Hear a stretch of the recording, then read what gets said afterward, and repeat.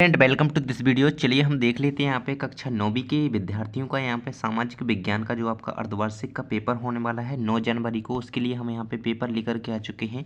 तो यहाँ पे सभी प्रश्नों के उत्तर आपके बताए जाएंगे, तो वीडियो के लास्ट तक बने रहें। सबसे पहले आपके सही विकल्प रहेंगे जो कि आपके 6 अंक के निर्धारित किए गए हैं, है ना। तो चलिए पहला क्वेश्चन है आपका, भारत के दक्षिण में कौन सा सागर है? तो हिंद महासागर यहाँ पे आंसर हो जाएगा आपका, ऑप्शन नंबर बी लगाएंगे, हिंद महासागर। अगला है नर्मदा नदी का उद्गम स्थल कहाँ है? तो आपको पता होगा अमरकंटक आंसर होगा। अमरकंटक में नर्मदा नदी का उद्गम स्थल है। अगला क्वेश्चन है आपका, प्रथम विश्व युद्ध कब लड़ा गया? तो यहाँ पर प्रथम विश्व युद्ध जो लड़ा गया था सन 1914 से 1918 के बीच यहाँ पे प्रथम विश्व युद्ध लड़ा गया था। तो यहाँ पे आंसर होगा आपका सन 1914 से 1918।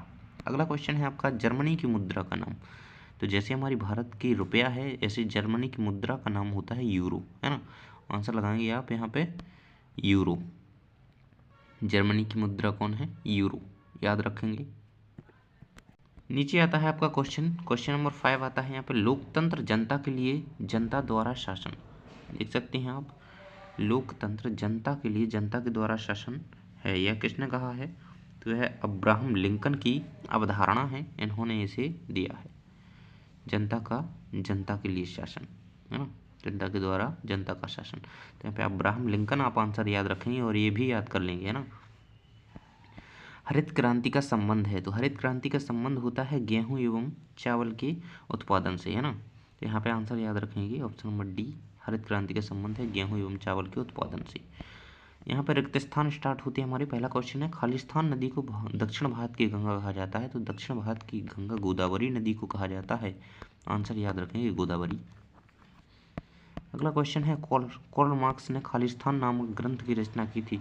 तो कार्ल मार्क्स ने दास कैपिटल नामक ग्रंथ की रचना की थी, आप इसे याद रखेंगे, दास कैपिटल।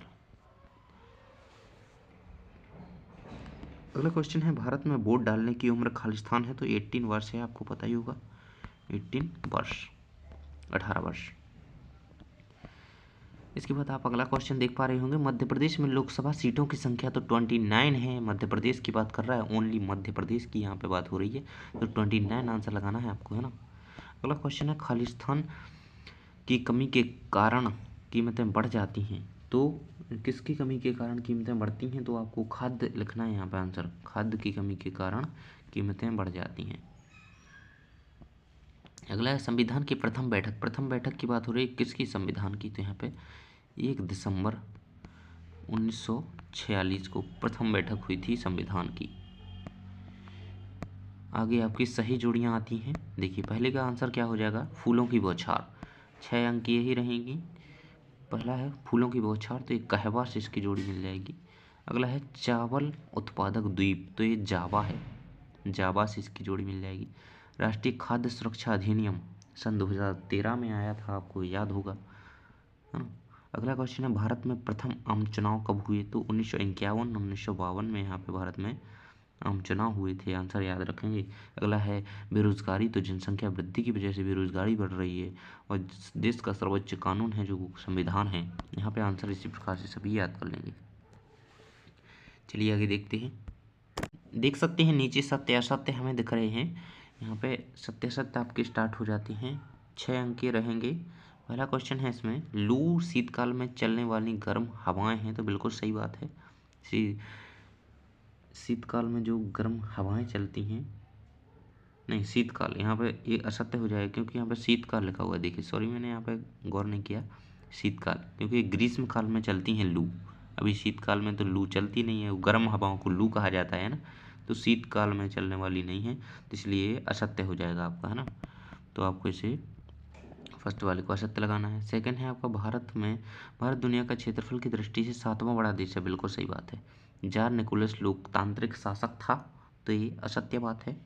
इसके बाद आता है आपका, मक्का व्यापारिक फसल है, तो यहाँ पे असत्य हो जाएगा। लोकसभा एवं विधानसभा के सदस्यों का कार्यकाल 5 वर्ष का होता है, बिल्कुल सही है। स्वर्ण जयंती स्वरोजगार योजना का प्रारंभ कब हुआ था? तो 1999 में हुआ था, सही बात है। तो इस प्रकार से आपके सत्य असत्य सत्य असत्य असत्य सत्य सत्य इस प्रकार से मिल जाएंगे, है ना, इन्हें याद रखिएगा। आगे क्वेश्चन है हमारा, एक शब्द या वाक्य में उत्तर लिखना है आपको। तो यहाँ पे 6 अंक की रहेंगे आपके।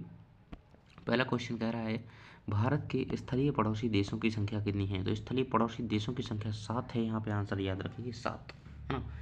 तो आपको भारत के स्थलीय पड़ोसी देशों की संख्या याद रखनी है, स्थल से जो जुड़े हुए हैं भारत से उनकी, है ना। नाम लिखना चाहे तो नेपाल, भूटान, बांग्लादेश, म्यांमार, पाकिस्तान, अफगानिस्तान और नेपाल, ये हो गई। इतने हमारे जो होते हैं ये देश हैं भारत से स्थलीय सीमा से जुड़े हुए हैं।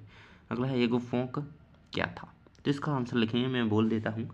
तो ये 14 साल से कम उम्र के जो बच्चे थे उस समय की बात हो रही है यहाँ पे, है ना। पहले 14 साल से कम उम्र के बच्चों के लिए नापसी युवा संगठन था, नापसी युवा संगठन था ये एगोफोंक, है ना। अगला है पालमपुर की एक गैर कृषि क्रिया का नाम आपको लिखना है यहाँ पे। पालमपुर की एक गैर कृषि क्रिया का नाम लिखना चाहें तो दुकानदारी यहाँ पे लिख सकते हैं। दुकानदारी आंसर आपका हो जाएगा।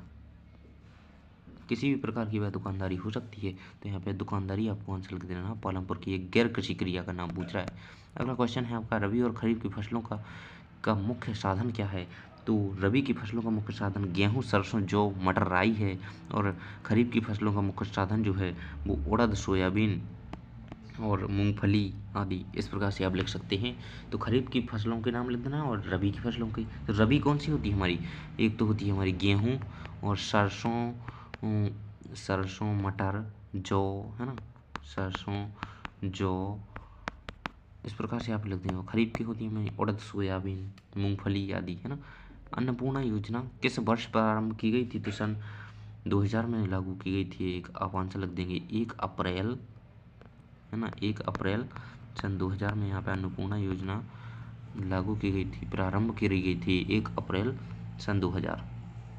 अगला क्वेश्चन है लोकसभा के सदस्यों को क्या कहा जाता है। तो हमारे भारत में लोकसभा के सदस्यों को सांसद कहा जाता है। आंसर याद रखेंगे सांसद, सांसद, है ना।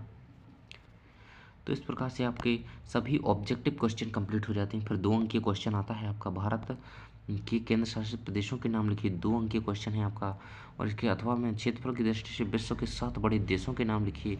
भारत के केंद्र शासित प्रदेशों के नाम लिखना है आपको यहाँ पे। केंद्र शासित प्रदेश जितने भी भारत में हैं उन सभी के नाम लिखना है। तो इन सभी क्वेश्चन के आंसर हमने अगली वीडियो एक अपलोड कर दी है, एक वीडियो जिसमें सभी के आंसर आपको दिए गए हैं। तो चैनल को विजिट कीजिए और वीडियो जल्दी से देख लीजिए क्योंकि सभी के आंसर उसमें बताए गए हैं। थैंक्स फॉर वॉचिंग, मिलते हैं अगले वीडियो में।